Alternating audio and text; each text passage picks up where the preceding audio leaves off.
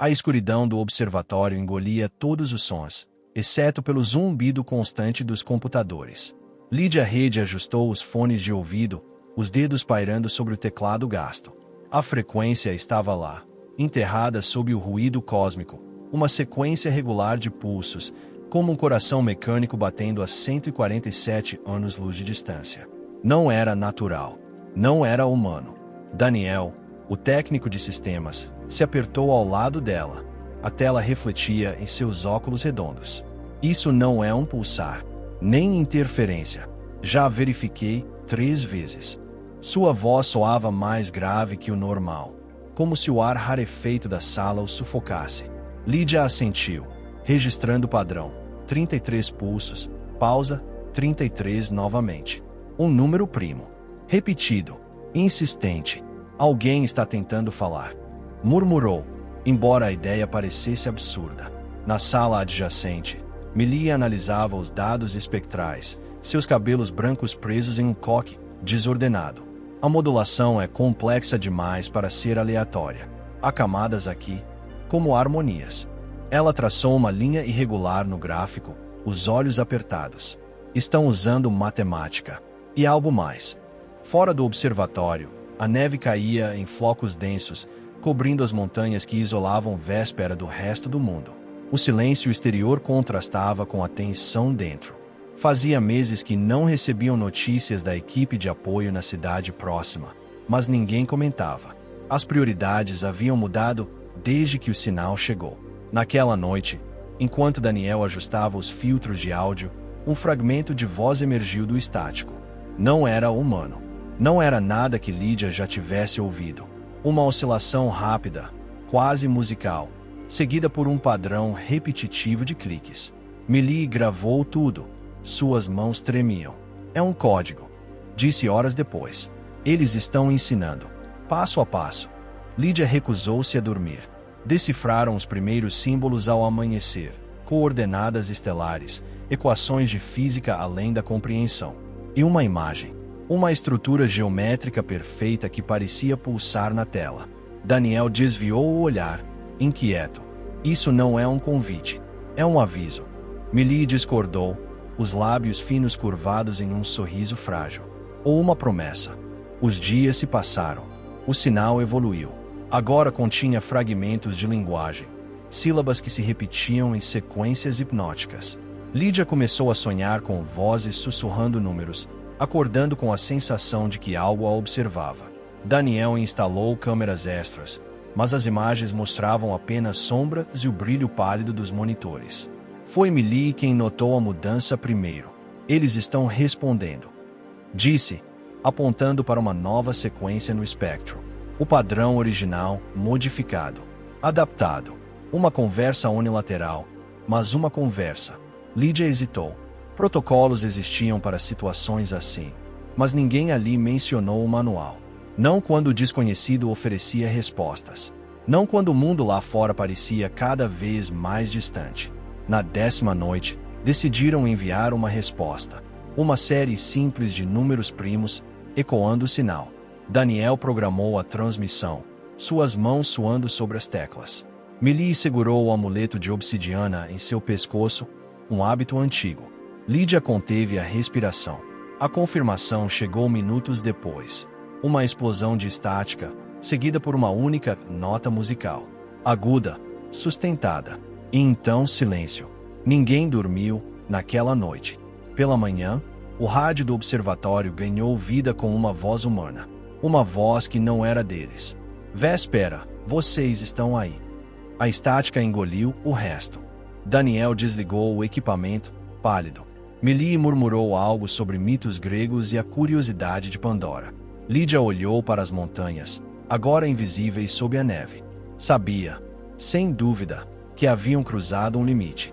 Restava saber se o mundo estava pronto para o que seguiria. A voz no rádio voltou ao entardecer, desta vez mais clara. Véspera, respondam. Sabemos que estão aí. Daniel ajustou o receptor, os dedos tremendo.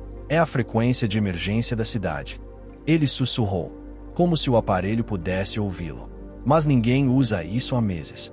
Lydia posicionou-se atrás dele, os olhos fixos na tela. Quem está falando?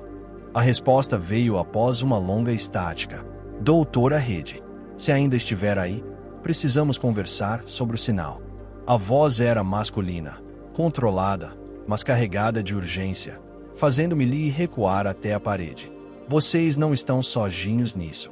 Millie agarrou seu amuleto, sua voz um fio. Eles sabiam que responderíamos. Lydia ignorou. Quem é você? Me chame de Corvo. Uma pausa. Vocês despertaram algo. Algo que não deveria ter sido despertado. Daniel desligou o rádio abruptamente. O silêncio ecoou no ambiente. Isso é uma armadilha. Disse, respirando rápido.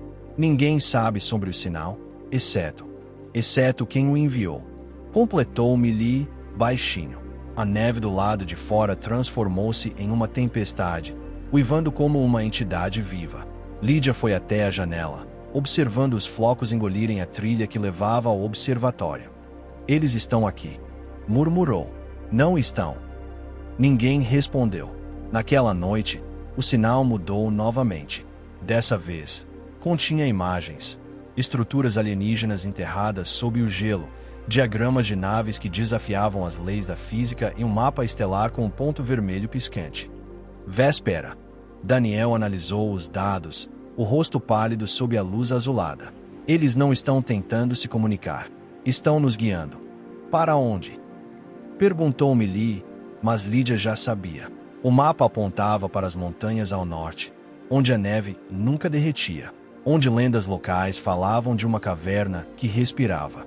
No dia seguinte, decidiram investigar.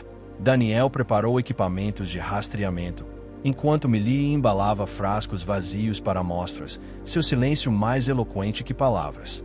Lydia levou um transmissor portátil, ajustado para replicar o sinal. A jornada até as montanhas foi um teste de resistência. O vento cortante tirava o fôlego, e a neve apagava cada passo dado. Quando encontraram a entrada da caverna, uma fenda escura na rocha, meio coberta por gelo, Millie paralisou.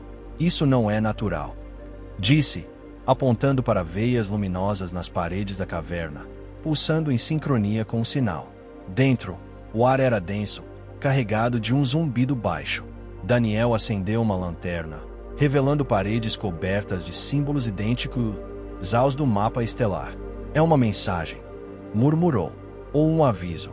Lydia tocou os símbolos, sentindo uma vibração subir pelos braços. Eles estão aqui. Há séculos. Foi então que ouviram passos. Não de fora, mas mais fundo na escuridão da caverna. Passos que ecoavam num padrão familiar. 33 batidas, pausa, 33. Millie agarrou o braço de Lydia. Eles não querem nos trazer aqui. Querem que nós os levemos. Antes que pudessem recuar, uma luz azul irrompeu da parede, projetando formas que não deveriam existir. Criaturas com membros demasiado longos, olhos como buracos negros, vozes que soavam como o sinal amplificado. Daniel gritou, mas nenhum som saiu. Lydia caiu de joelhos, sua mente inundada por visões de estrelas morrendo, mundos consumidos por máquinas que pensavam em matemática pura. Eles não são os donos da mensagem. Conseguiu dizer. São prisioneiros. A luz se dissipou. Os passos cessaram. Quando retornaram exaustos ao observatório, o rádio estava ligado. Corvo os aguardava. Sua voz agora mais fria. Vocês viram. Agora entendem. O que somos para eles? Perguntou Lydia. Um experimento. Um elo perdido. Ou simplesmente combustível. Millie desligou o rádio, as mãos firmes. Eles estão usando a gente para achá-los, para libertá-los. Lydia olhou para as montanhas, agora invisíveis sob a neve, ou para nos tornarmos como eles. Daniel, em silêncio, destruiu os dados do mapa estelar. A destruição dos dados não adiantou. Naquela noite, o sinal voltou mais forte, não através dos equipamentos, mas dentro deles. Lydia acordou com números dançando atrás das pálpebras, equações que queimavam como ácido.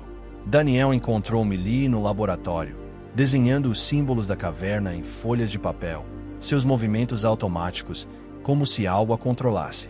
Eles estão aqui. Ela repetia, sem olhar para cima. Sempre estiveram. Lídia correu para o servidor principal. Os dados destruídos por Daniel haviam sido reconstituídos, linhas de código se reescrevendo em telas que deveriam estar vazias. Isso não é possível, murmurou Daniel, ao ver o mapa estelar se redesenhar sozinho. Nada disso faz sentido.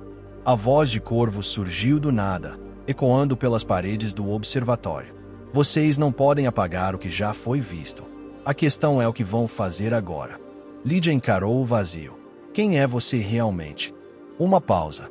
Então risadas. Não humanas. Fragmentadas, como vidro se partindo. Vocês nos chamam de Corvo. Outros nos chamaram de deuses. Somos apenas coletores. Melee ergueu os olhos de seus desenhos, o amuleto de obsidiana brilhando sob a luz artificial. Por que eles nos escolheram? Porque vocês ouvem. Respondeu o Corvo. Porque são curiosos. Porque, mesmo sabendo o custo, não conseguem parar. Daniel desabou em uma cadeira, os punhos cerrados. Qual é o custo? Mais risadas. Desta vez, mais próximas. A resposta veio não em palavras, mas em imagens projetadas diretamente em suas mentes. Uma civilização antiga consumida por uma inteligência que não compreendia limites. Uma guerra silenciosa entre criadores e criaturas. Uma mensagem lançada ao espaço, não como um sinal de paz, mas como isca. Eles querem ver se somos dignos. Disse Melee, sua voz distante. Se podemos resistir à tentação de saber tudo. Lídia sentiu o peso de tudo desabar sobre si. É tarde demais para resistir. Daniel se levantou, decidido. Então vamos mudar as regras. Ele reconfigurou os transmissores, usando cálculos que Lídia não reconheceu. Melee juntou-se a ele, seus dedos voando sobre o teclado em sincronia com os símbolos da caverna. Por fim, Lídia ativou o microfone. Se estão nos ouvindo, entendam isto. Não somos seus mensageiros. Não somos seus inimigos, mas também não seremos suas ferramentas. O silêncio que se seguiu foi absoluto. Então o observatório tremeu. As luzes piscaram. E, no meio do caos, uma única resposta. Veremos. Pela manhã, a neve havia parado. O rádio permaneceu mudo. Mas as montanhas pareciam mais próximas. Lídia guardou o transmissor no bolso, sabendo que o verdadeiro teste estava apenas começando.